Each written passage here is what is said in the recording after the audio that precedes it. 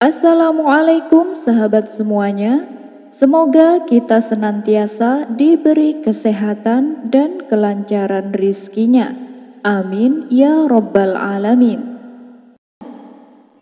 Al-Kisah, Abu Nawas diutus Baginda Raja supaya meninjau asrama penampungan orang-orang gila. Tujuannya adalah untuk mengetahui keadaan mereka. Sesampainya di sana, Abu Nawas melihat di antara mereka terdapat seorang pemuda ganteng. Penampilannya bersih, tidak mencerminkan seperti orang gila. Merasa si pemuda diperhatikan terus, ia pun menghampiri Abu Nawas. "Hai Tuan, saya ingin mengajukan pertanyaan," kata si pemuda. "Oh, silahkan," balas Abu Nawas. "Kapankah seorang yang tidur bisa menikmati tidurnya?" tanya si pemuda. "Ketika dia bangun dari tidurnya," jawab Abu Nawas. "Bagaimana dia dapat menikmati tidur padahal ia sudah bangun?" tanya pemuda itu kembali. "Ya, kelezatan tidur itu sebelum dia tidur," jawab Abu Nawas. Namun pemuda itu kemudian bertanya lagi, "Bagaimana dapat menikmati kelezatan tidur sedangkan dia belum tidur?" Abu Nawas menjawab, "Kelezatan dan kenikmatan tidur saat dia tidur." Mendengar jawaban Abu Nawas, pemuda gila itu merasa tidak puas. Ia pun lantas berkata, "Orang yang sedang tidur tidak bisa merasakan sesuatu. Bagaimana bisa orang yang tidak sadar bisa merasakan sesuatu?" Abu Nawas terbengong mendengar jawaban pemuda itu. Kali ini ia tidak bisa menjawab pertanyaan si pemuda. Abu Nawas pun lalu bersumpah tidak akan lagi berdebat dengan orang gila. Kisah selanjutnya. Suatu ketika, Abu Nawas menghadiri sebuah pesta pernikahan. Di pesta itu, Abu Nawas disambut penuh hormat dan dipersilahkan duduk di depan meja yang penuh dengan hidangan. Tidak lama kemudian, datanglah kawan Abu Nawas yang terkenal rakus. Ia langsung duduk di samping Abu Nawas dan memakan hidangan yang ada di depannya. Abu Nawas terus memperhatikan kawannya itu. "Ini orang rakus sekali, hampir semua hidangan dimakannya," gerutu Abu Nawas. Di samping makan sebanyak-banyaknya, kawannya Abu Nawas itu sibuk pula mengisi kantong bajunya dengan makanan. Melihat kerakusan kawannya tersebut, Abu Nawas timbul ide untuk mengerjainya. Ia lalu mengambil teko yang penuh berisi air. Diam-diam Abu Nawas menuangkan air teko tersebut ke kantong baju kawannya. Tentu saja kawannya itu terkejut dan berteriak, "Hei Abu Nawas, kamu gila ya? Masa kantong bajuku kau tuangi air?" bentak kawannya. "Maaf kawan, aku tidak bermaksud jahat," tutur Abu Nawas. "Jelas-jelas kamu berbuat jahat padaku. Kau ingin mempermalukan aku ya?" kata kawannya semakin geram. "Sekali lagi saya mohon maaf kawan, saya tidak ada niatan untuk mempermalukanmu. Tapi tadi kulihat betapa banyak makanan yang ditelan oleh kantong bajumu. Saya khawatir dia akan haus. Karena itu kuberi minum secukupnya," ujar Abu Nawas. Semua tamu yang hadir tertawa terpingkal-pingkal mendengar perkataan Abu Nawas. Sementara kawannya itu langsung meninggalkan pesta dengan menahan rasa malu. Kisah selanjutnya. Dikisahkan ada seorang waliullah yang mempunyai karomah luar biasa, yaitu ia bisa tidur di dalam air. Waliullah ini bernama Kiai Haji Ali Mas'ud, seorang ulama besar yang berasal dari Sidoarjo, tepatnya di daerah Pagerwojo. Karomah tersebut sudah ia dapatkan justru ketika masih kecil. Cerita ini bermula ketika ayahnya yang juga merupakan ulama setempat sedang mengajar ngaji orang-orang di rumahnya. Ali Mas'ud yang masih kecil membuat suara-suara gaduh. Ia berteriak sambil memainkan kuda-kudaan yang ia tumpangi. Karena seringnya berbuat demikian, lama-kelamaan ayahnya menjadi marah. Ia sangat terganggu dengan perilaku Ali Mas'ud. Lalu sang ayah membentak dengan suara yang lantang, sehingga orang-orang yang sedang mengaji padanya juga ikut terkejut dan ketakutan. Begitu pula dengan Ali Mas'ud, ia tak kalah kagetnya dan ketakutan. Saking takutnya, Ali Mas'ud langsung melarikan diri meninggalkan rumah. Dia menghilang selama 3 hari. Dia tidak kelihatan sama sekali, jadi keadaan menjadi sepi. Tidak seperti biasanya. Kesepian tersebut baru menyadarkan hati ayahnya. "Tumben Gus, tidak ada suara teriakanmu," kata sang ayah. Namun panggilan ayahnya tersebut tidak ada sahutan dari Ali Mas'ud. Ketika diulangi beberapa kali, tetap saja tidak ada jawaban. Akhirnya muncul perasaan tidak enak. Maka ayahnya menyuruh santri-santrinya untuk membantu mencari Ali Mas'ud. Usaha pencarian sudah dilakukan kemana-mana, namun tidak membuahkan hasil. Hal ini sontak membuat ayahnya merasa sangat khawatir. Setelah 3 hari pencarian, Ali Mas'ud masih belum kunjung ditemukan. Kemudian salah seorang santri yang kelelahan berniat mandi untuk menyegarkan badan. Ia berharap dengan mandi rasa lelahnya akan hilang. Si santri kemudian masuk ke kamar mandi dan mengguyur badannya dengan air, lalu menggosoknya dengan sabun. Pada saat ia memakai sabun, matanya tertuju pada sebuah benda di dalam kolam. Ia melihat ada benda aneh di dalamnya. Benda tersebut terlihat seperti ikan besar yang terbungkus kain sarung. Sesekali bergerak pelan, lalu diam lagi. Saat ia mendekat dan mengamatinya, benda tersebut kembali bergerak. Spontan saja si santri merasa ketakutan dan berlari melaporkan kepada kiainya, yaitu ayahnya Ali Mas'ud. Sang kiai pun bergegas menuju kamar mandi yang diceritakan santrinya. Karena heboh, para santri dan masyarakat juga ikut menuju kamar mandi tersebut. Sampailah mereka semua di kamar mandi. Sang kiai kemudian melihat ke dalam air kolam. Ternyata benar, ada benda besar dan aneh di dalamnya. Lalu diambilnya kayu yang agak panjang untuk menyentuh benda yang ada di kolam tersebut. Saat tersentuh kayu, benda itu bergerak-gerak tidak cepat. Tiba-tiba benda yang terbungkus kain sarung menjadi terbuka. Dan yang lebih mengagetkan lagi, ternyata benda tersebut bukanlah ikan besar, melainkan anak kecil. Dialah Ali Mas'ud yang tengah ketiduran di dalam air kolam. Lalu ayahnya bertanya kepadanya, "Ngapain kamu di situ?" Ali Mas'ud menjawab, "Saya ngantuk ayah, lalu saya ketiduran." Ayahnya kembali bertanya, "Sejak kapan kamu tidur di situ?" "Sejak ayah marah-marah kepada saya," jawab Ali Mas'ud. Ternyata selama 3 hari dalam pencarian, Ali Mas'ud tertidur di dalam air kolam. Atas kejadian tersebut, sang ayah mulai meyakini bahwa anaknya yang satu ini mempunyai keistimewaan yang kelak akan menjadi ulama besar. Firasat ayahnya pun menjadi kenyataan. Ketika di usia tuanya, Ali Mas'ud menjadi ulama yang sangat-sangat disegani di kotanya. Bahkan tak sedikit masyarakat yang sowan kepadanya minta didoakan. Masyarakat meyakini bahwa Kiai Haji Ali Mas'ud doanya selalu diijabah karena beliau dekat dengan Allah Subhanahu wa Ta'ala. Demikianlah sekelumit kisah tentang waliullah yang bernama Kiai Haji Ali Mas'ud. Wallahu a'lam bishawab. Kisah selanjutnya dikisahkan pada zaman dahulu ada seorang waliullah yang bernama Abu Mansur Al-Maturidi. Suatu ketika, gurunya yang sudah berumur 80 tahun menyuruh Abu Mansur untuk mencarikan budak yang berusia sama dengan dirinya. "Wahai Abu Mansur, pergilah ke pasar, belilah budak yang berusia 80 tahun, kemudian kau merdekakan dia, perintah gurunya. Abu Mansur pun menuruti perintah tersebut.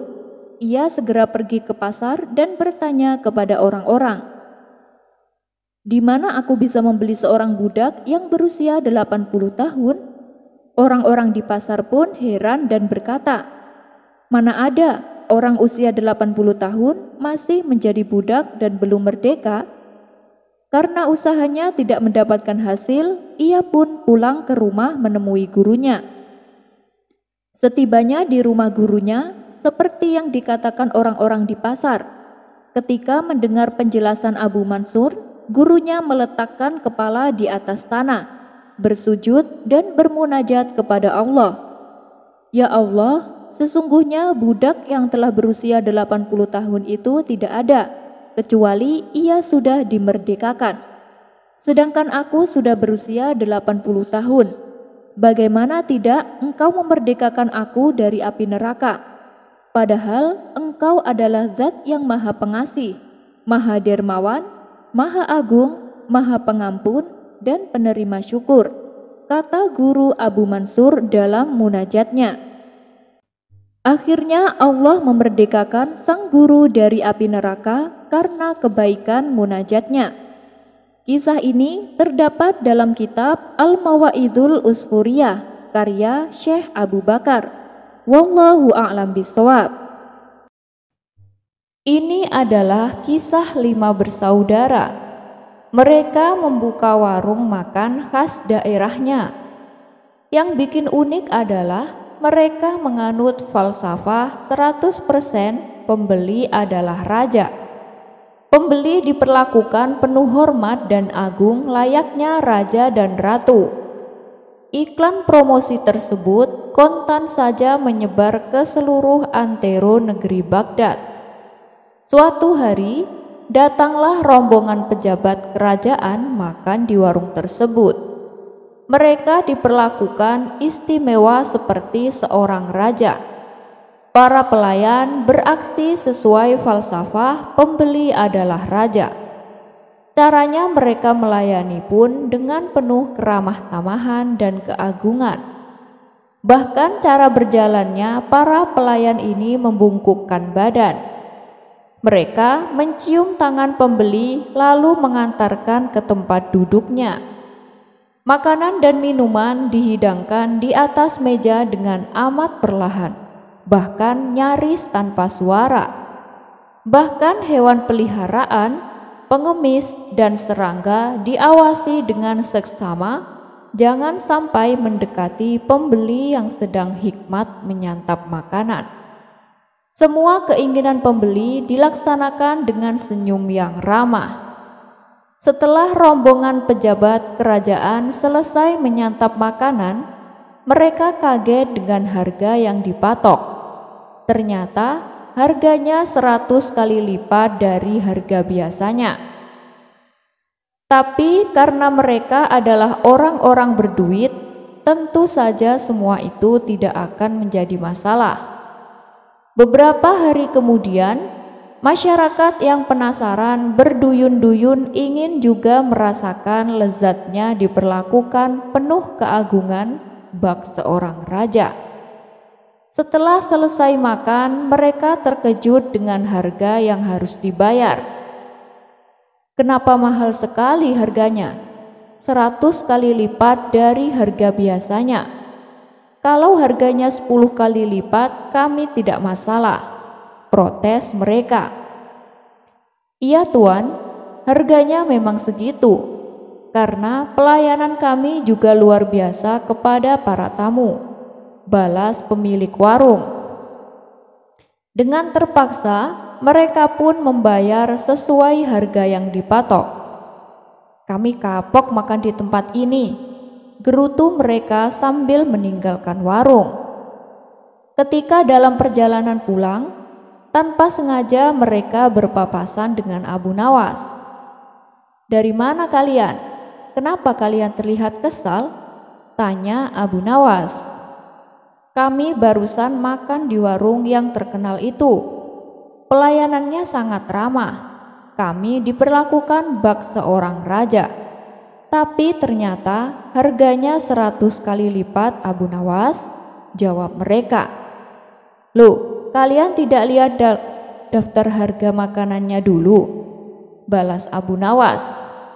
Tidak ada daftar harganya, Abu Nawas, ujar mereka dengan kesal.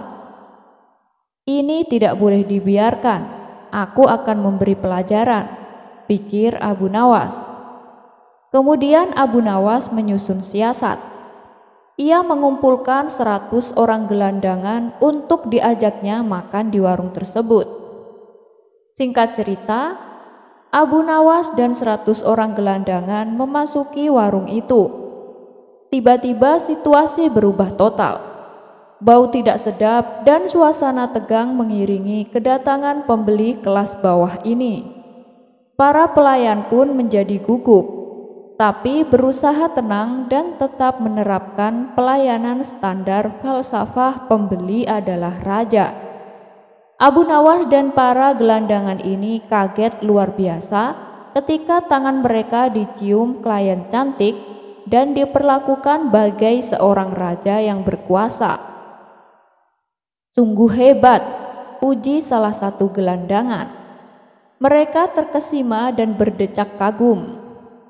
Setelah mereka selesai makan, si pemilik warung datang. Ia kaget di warungnya banyak sekali para gelandangan sedang duduk asyik di warungnya.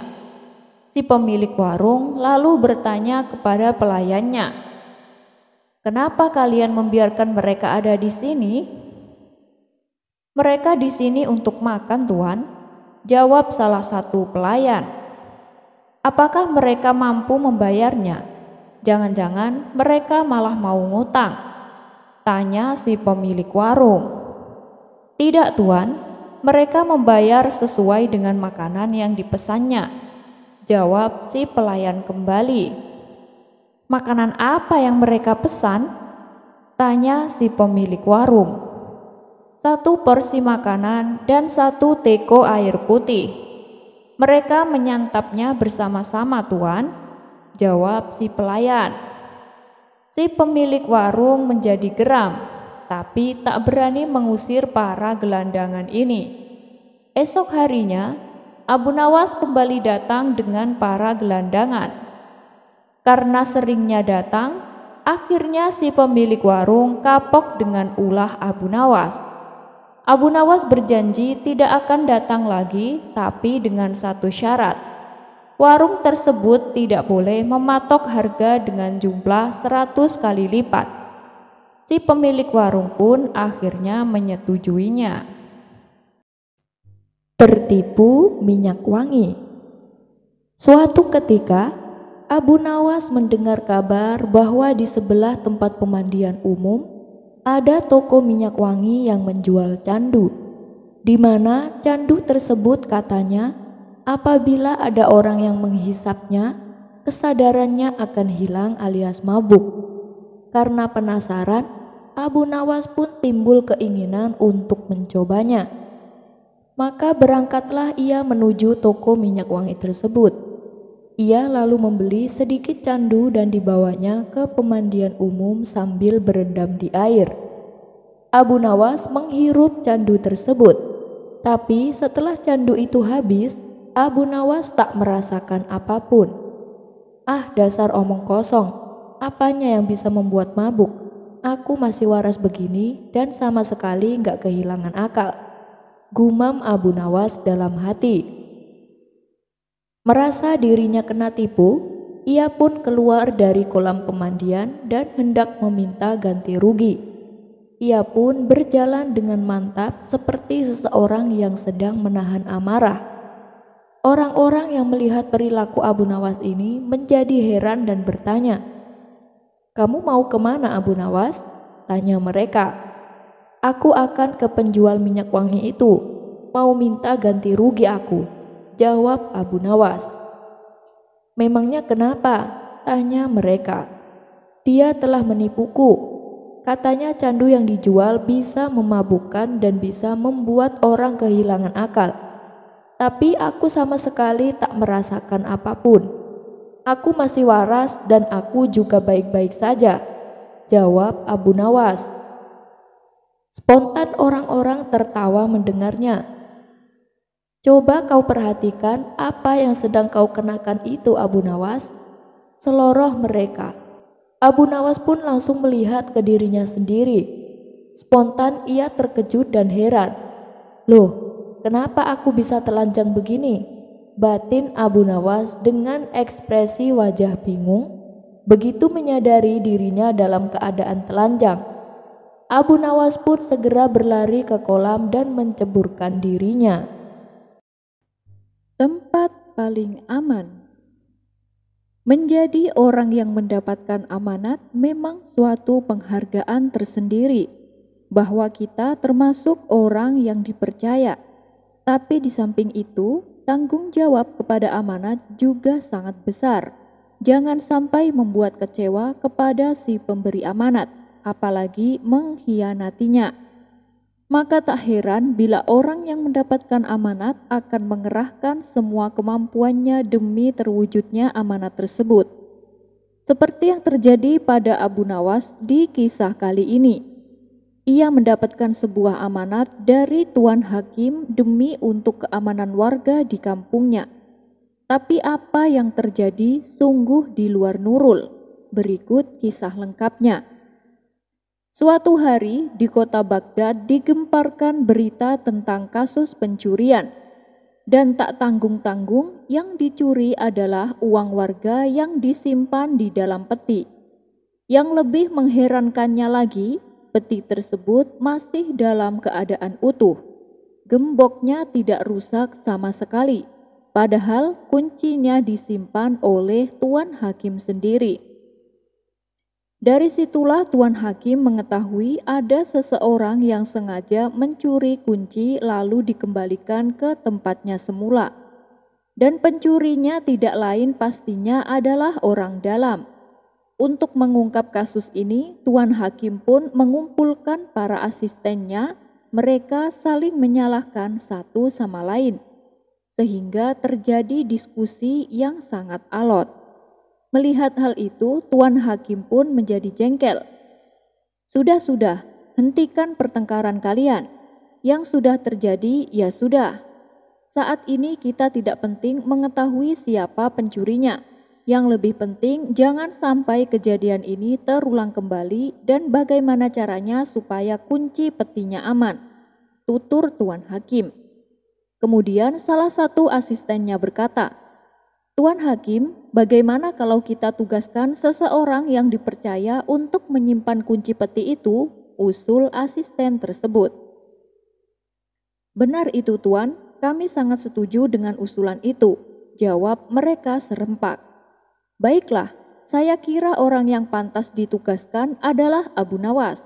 Bagaimana pendapat kalian? Tanya Tuan Hakim.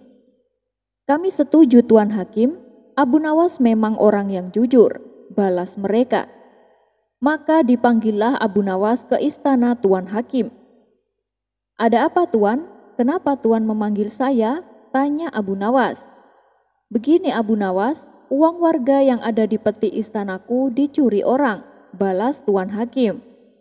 Loh, kok bisa dicuri Tuan? Bukankah petinya terbuat dari besi dan gemboknya juga besar dan kuat? Tanya Abu Nawas heran. Ya begitulah Abu Nawas, tapi aku yakin si pencuri itu menggunakan kunci yang aku simpan. Dia tahu di mana aku menyimpannya. Sepertinya ini kelakuan orang dalam Abu Nawas, jawab Tuan Hakim. Lalu nasib warga yang uangnya hilang bagaimana Tuan Hakim? Tanya Abu Nawas. Oh itu nggak usah khawatir, semuanya pasti akan aku ganti. Sekarang yang lebih penting bagaimana caranya supaya kunci peti ini aman Abu Nawas? Nah, kami sepakat untuk menugaskan kamu untuk menyimpan kuncinya. Karena kami yakin kamu itu orang yang paling jujur Abu Nawas, kata Tuan Hakim. Waduh Tuan Hakim, gimana ya? Ya sudahlah, berhubung ini menyangkut keamanan uang warga, aku bersedia mengemban tugas tersebut. Ujar Abu Nawas mengiyakan. Akhirnya aku menemukan orang yang cocok di kampung ini. Sekali lagi, kamu itu sudah dikenal orang Abu Nawas, jadi mereka tidak akan ragu atas jaminanku. Nah, nanti tugasmu harus menyimpan kunci ini di tempat aman dan memberikannya kepadaku ketika aku membutuhkan. Timpal Tuan Hakim. Tenang Tuan Hakim, pokoknya saya jamin mulai hari ini gak akan ada lagi orang yang mencuri uang warga. Abu Nawas kemudian mengambil kunci tersebut dan pulang ke rumah. Setibanya di rumah, istrinya bertanya kepada Abu Nawas, "Tumben, ada perlu apa Tuan Hakim memanggilmu?" Abu Nawas kemudian menjawab, "Oh, Tuan Hakim menugaskanku menjaga peti uang warga." "Lalu kamu terima tugas tersebut?" tanya istrinya kembali. "Iya, mau gimana lagi? Ini kan demi keamanan uang orang banyak. Tapi aku bingung, di mana ya aku harus menyimpannya?" balas Abu Nawas. Karena belum menemukan tempat yang aman, terpaksa untuk sementara Abu Nawas selalu membawa kunci tersebut kemanapun ia pergi. Suatu hari, kunci itu hilang di rumahnya yang kebetulan kondisi saat itu sedang gelap. Istrinya kemudian berkata, "Coba nyalakan lilin." Abu Nawas pun bertanya, "Di mana lilinnya?" "Itu di sebelah baratmu," jawab sang istri. "Bagaimana aku bisa tahu arah dalam situasi gelap seperti ini?" balas Abu Nawas. "Ya sudah, kita cari besok pagi saja," ujar sang istri. Esok paginya, Abu Nawas dan istri kembali mencari kunci tersebut. Setelah beberapa lama mencari, akhirnya kuncinya pun ditemukan. Alhamdulillah, akhirnya ketemu. "Kalau kunci ini hilang, aku bisa dihukum Tuan Hakim," ucap Abu Nawas. "Nah, sekarang lebih baik kuncinya disimpan saja. Kalau sampai hilang di jalan gimana? Bisa tambah runyam nanti," kata istrinya menyarankan. Mendengar perkataan istrinya, Abu Nawas pun terdiam. Setelah lama merenung, akhirnya Abu Nawas menemukan ide. "Aku tahu tempat yang paling aman," pikir Abu Nawas. Ia pun segera pergi menuju istana Tuan Hakim. Sesampainya di sana, ia segera menuju tempat di mana peti itu diletakkan. Melihat kehadiran Abu Nawas yang tiba-tiba berada di dalam istananya, sang hakim pun bertanya, "Loh Abu Nawas, apa yang sedang kamu lakukan? Kamu sudah menyimpan kuncinya di tempat yang aman?" Abu Nawas kemudian menjawab, "Tentu saja Tuan Hakim, kuncinya aku simpan di tempat yang paling aman." "Baguslah, memang gak salah aku menugaskanmu," ujar Tuan Hakim. "Di mana kamu menyimpannya Abu Nawas?" tanya Tuan Hakim penasaran. "Memang ada tempat yang lebih aman Tuan Hakim selain peti ini," kata Abu Nawas balik bertanya. "Apa maksudnya Abu Nawas?" ucap Tuan Hakim kebingungan. "Ya, aku menyimpan kuncinya bersama uang di dalam peti ini. Dengan begitu, mulai hari ini tidak akan ada orang yang akan membukanya," kata Abu Nawas menjelaskan. "Haduh, Abu Nawas, ucap sang hakim sambil menepuk jidat. Telur onta ajaib. Cerita kocak Abu Nawas kali ini berawal ketika suatu hari Baginda Raja merasakan sakit di seluruh bagian tubuhnya. Untuk berjalan pun terasa berat. Hingga akhirnya ia memanggil tabib istana untuk mengobatinya, tapi ternyata nihil hasilnya. Lantaran tabib istana sampai ahli kesehatan sepenjuru negeri tak mampu mengobatinya, akhirnya Baginda Raja membuat sayembara untuk menyembuhkan penyakitnya. Barang siapa yang bisa mengobati penyakitnya akan diberi hadiah uang emas yang banyak. Sayembara tersebut pun menyebar begitu cepat. Banyak para tabib yang akhirnya ambil bagian mengadu nasib untuk mengobati Baginda Raja. Abu Nawas yang mendengar sayembara itu pun tertarik untuk mencobanya. Padahal ia sama sekali tak mempunyai kemampuan mengobati penyakit. Hari yang ditunggu pun tiba. Abu Nawas menghadap raja untuk mencoba mengobatinya. "Hei Abu Nawas, rupanya kau ikut juga sayembara yang kuadakan ini," kata Baginda Raja. "Benar Paduka yang mulia," jawab Abu Nawas. "Kamu kan bukan tabib. Apa kamu bisa mengobati penyakitku ini?" tanya Baginda Raja. "Hamba akan mencobanya Paduka. Hamba akan mencoba menerapkan cara-cara yang belum pernah dilakukan tabib lain," ucap Abu Nawas meyakinkan. Ia kemudian meminta Baginda Raja untuk menerangkan penyakit apa yang diderita agar bisa memberikan tindak lanjutnya. Baginda Raja pun menerangkan jika tubuhnya terasa nyeri, tangan dan kakinya terasa pegal-pegal. Setelah memeriksa, Abu Nawas tidak langsung mengobati. Ia meminta waktu 2 hari kepada Baginda Raja untuk meramu resep obat terbaik. Duduk di bawah pohon yang rindang, ia terus berpikir resep untuk sang raja. Maklum saja, Abu Nawas bukan tabib, sehingga bingung harus memberikan resep apa. Sambil duduk dan berpikir, dari kejauhan dia melihat seorang kakek tua yang masih sibuk sendirian memetik buah-buahan di kebun kurma. Abu Nawas yang heran langsung mendekati kakek tersebut. Setelah bercakap-cakap dengan kakek tersebut, Abu Nawas mendapat jawaban jika kakek itu menjadikan aktivitas memetik buah sebagai kesibukan. Jika tidak ada kesibukan, si kakek malah merasa badannya pegal-pegal. Dari pertemuan itu, Abu Nawas menemukan penyebab sakit Baginda Raja. Dan keesokan harinya, Abu Nawas menghadap Baginda Raja. "Abu Nawas, belum 2 hari loh ini, kamu sudah menghadapku. Mana obat untukku?" tanya Baginda Raja. "Maaf Paduka yang mulia, kali ini hamba datang belum membawa obat yang bisa Paduka minum. Sebab obat yang bisa menyembuhkan Paduka itu hanyalah sebuah telur onta. Nah, Paduka harus mencari telur onta itu sendiri, karena jika tidak dicari sendiri maka khasiatnya akan hilang," terang Abu Nawas. Raja pun berpikir sejenak, yang akhirnya mengiyakan saran obat dari Abu Nawas. "Kalau itu yang kamu sarankan, baiklah, aku akan segera mencarinya," jawab Baginda Raja. Dengan sekuat tenaga, Baginda Raja mencoba mencari telur unta di pasar. Para pedagang pun heran, bukankah unta itu beranak, bukan bertelur? Tapi ya mereka tidak berani mengatakan hal itu, sebab yang mencari adalah Baginda Raja. Setelah berkeliling kota dan tak menemukan satupun penjual telur unta, Baginda Raja bertemu seorang nenek yang menjelaskan jika unta tidak bertelur tapi beranak.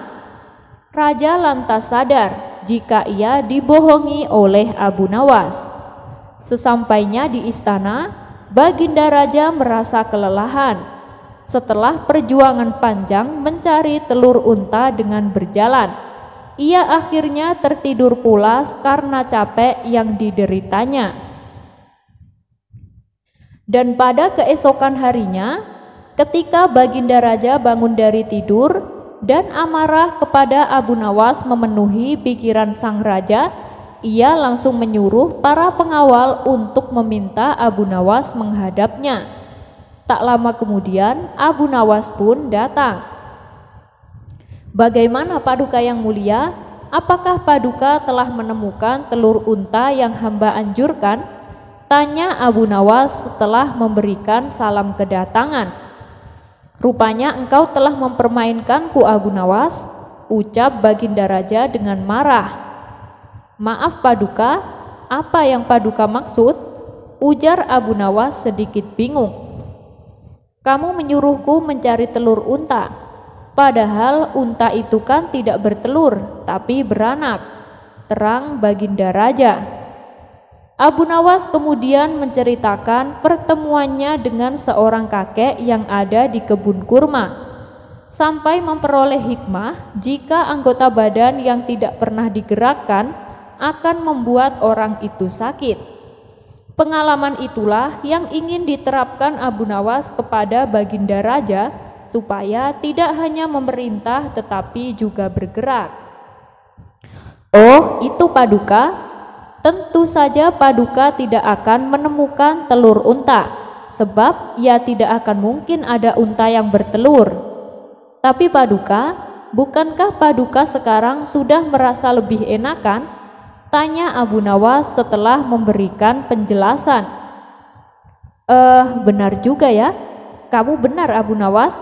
Badanku sekarang rasanya segar bugar, dan sakit-sakitku juga sudah hilang semua. Jawab Baginda Raja yang tak lagi marah mendengar jawaban Abu Nawas. Bahkan aku semalam juga bisa tidur pulas sekali. Lanjutnya, nah kalau begitu betul jika ada pepatah mengatakan tidak ada kelezatan kecuali setelah kepayahan. Paduka, tubuh yang tidak dibiasakan bergerak akan membuat darah membeku dan akhirnya menjadi penyakit. Maka dari itu, rajinlah berolahraga Paduka, sahut Abu Nawas. Iya Abu Nawas, memang akhir-akhir ini aku sering di kamar, jarang bergerak. Terus aku juga banyak makan. Mungkin ini yang menyebabkan aku sakit, kata sang Raja Harun ar-Rasyid. Abu Nawas, maafkan aku ya telah memarahimu. Aku tak jadi menghukummu, tapi aku akan memberimu hadiah karena telah memberiku obat yang sangat luar biasa. Lanjut Raja Harun. Terima kasih Paduka yang mulia. Ingat Paduka, olahraga, kata Abu Nawas tersenyum bercanda sambil memegang seember koin emas dari Baginda Raja. Pada suatu hari, Baginda Raja dan para menteri tampak sedang berkumpul di istana. Mereka membicarakan ingin kembali menguji kecerdasan Abu Nawas. Paduka yang mulia, untuk menghadapi Abu Nawas, sebaiknya kita minta bantuan seorang ulama yang ilmunya lebih tinggi dan cerdas. Saran salah satu menteri. Dulu saya pernah melakukannya, tapi ternyata tebakan dari sang ulama dengan mudah dijawab oleh Abu Nawas. Balas Baginda Raja. Begini Paduka, saya punya kenalan ulama dari negeri seberang. Beliau lebih cerdas dan berilmu. Saya kira dia bisa mengalahkan Abu Nawas. Timpal sang menteri. Baiklah, hadapkan segera ulama itu ke istana, perintah Baginda Raja. Esok harinya, sang menteri mengajak ulama tersebut ke istana menghadap Baginda Raja. Wahai Tuan Syekh, saya membutuhkan bantuan Anda. Apakah Anda bisa membantuku? Kata Baginda Raja. Siap Paduka yang mulia. Kiranya bantuan apakah yang bisa hamba berikan? Tanya sang ulama. Apakah kamu punya pertanyaan sulit yang jawabannya tidak mudah ditebak? Tanya Baginda Raja. Oh, itu saya punya Paduka. Tebakan yang sampai saat ini belum ada yang bisa menjawabnya. Maukah Paduka saya beritahu? Balas sang ulama. Iya, beritahu saya, apa tebakannya? Sahut Baginda Raja. Apa yang lebih jahat dari setan? Tanya sang ulama. Bukankah setan adalah makhluk yang paling jahat? Tapi kenapa kau bilang ada yang lebih jahat? Tanya Baginda Raja heran. Katanya Paduka butuh tebakan. Jawab saja Paduka. Kalau Paduka bisa menjawabnya, berarti Paduka orang yang pandai, ujar sang ulama. Pertanyaan ini belum pernah aku dengar sebelumnya, dan pasti Abu Nawas tidak akan bisa menjawabnya, pikir Baginda Raja. Bisakah kau beritahu aku apa jawabannya? Pinta Baginda Raja kepada sang ulama. Maaf Paduka yang mulia, tapi saya tidak akan memberitahukannya kepada siapapun, balas sang ulama. Baiklah, pertanyaanmu memang aneh dan sulit dijawab, ucap Baginda Raja. Masih ada satu pertanyaan lagi Paduka yang mulia, sahut sang ulama. Apa itu? Tanya Baginda Raja. Perkara apa yang orang miskin punya dan dibutuhkan oleh orang kaya? Tanya sang ulama. Sejenak Baginda Raja terdiam. Namun setelah sekian lama berpikir, ia tak kunjung menemukan jawabannya. Kalau pertanyaannya dibalik, tentu akan mudah dijawab. Perkara apa yang orang kaya punya dan dibutuhkan orang miskin? Tentulah jawabannya adalah harta. Tapi ini malah sebaliknya. Ini yang membuat saya menjadi pusing, ujar Baginda Raja. Namanya saja tebakan Paduka, tentu penuh dengan teka-teki, timpal sang ulama. Kedua pertanyaanmu memang bagus dan tepat sekali untuk menantang Abu Nawas, puji Baginda Raja. Maka pada keesokan harinya dipanggillah Abu Nawas menghadap Baginda Raja. Ketika Abu Nawas tiba di istana, Baginda Raja berkata, Abu Nawas, aku punya pertanyaan untukmu. Jika kamu bisa menjawab dengan benar, kamu akan mendapatkan hadiah. Tetapi jika kamu salah, kamu akan dihukum. Apakah kamu berani menerima tantangan ini? Tanya Baginda Raja. Abu Nawas yang kala itu sedang membutuhkan uang, langsung mengiyakan tantangan tersebut. Saya siap Paduka, apa pertanyaannya? Sahut Abu Nawas. Apa yang lebih jahat dari setan? Tanya Baginda Raja.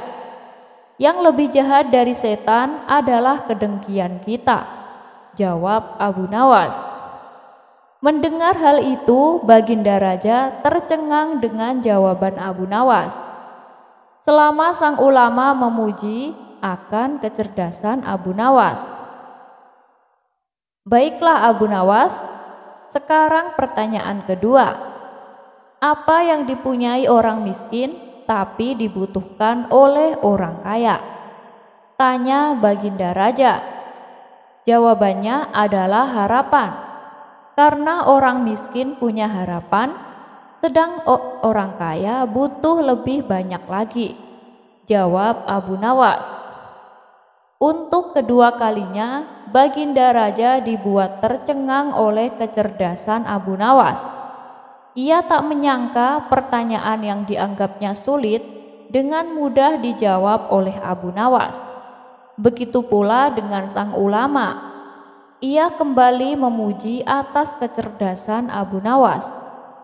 Sesuai dengan janji yang diucapkan Baginda Raja, kemudian Abu Nawas diberi hadiah oleh Baginda Raja. Kisah selanjutnya. Menjelang pagi hari, suasana kota Baghdad cukup ramai.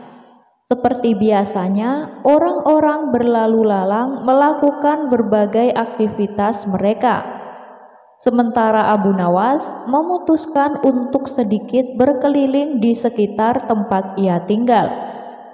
Cuaca yang cerah seolah mendukung kegiatan Abu Nawas berjalan keliling menyusuri kota. Sesekali dia tersenyum dan berhenti sejenak manakala ada salah seorang menyapanya.